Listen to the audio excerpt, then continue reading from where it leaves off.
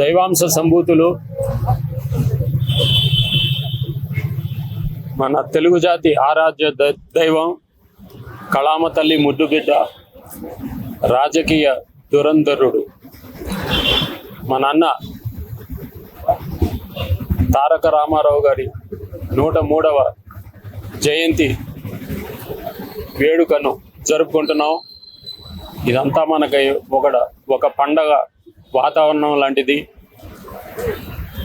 ఆయన గురించి చెప్పుకుంటే ఆయన ఒక సాధారణ పేద రైతు కుటుంబంలో పుట్టి అంచెలంచెలుగా పెరిగి ఆయన స్వయం కృషితో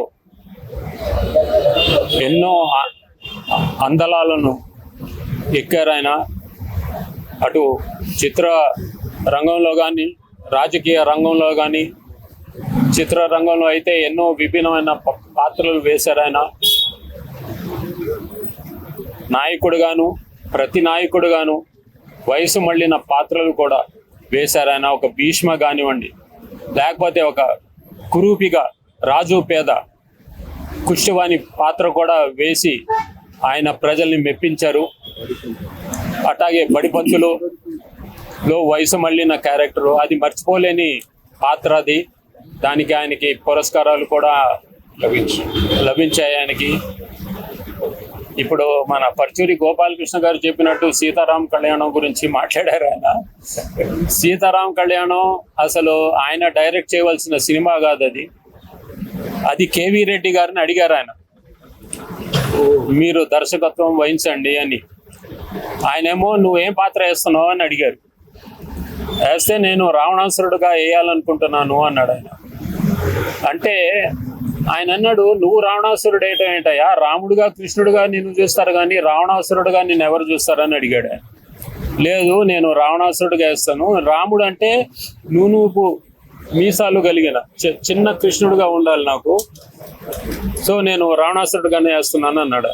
అయితే నేను దర్శకత్వం వహించను ఈ సినిమాకి, నిన్ను రావణాసురుడుగా నేను చూడలేను అన్నాడు ఆయన.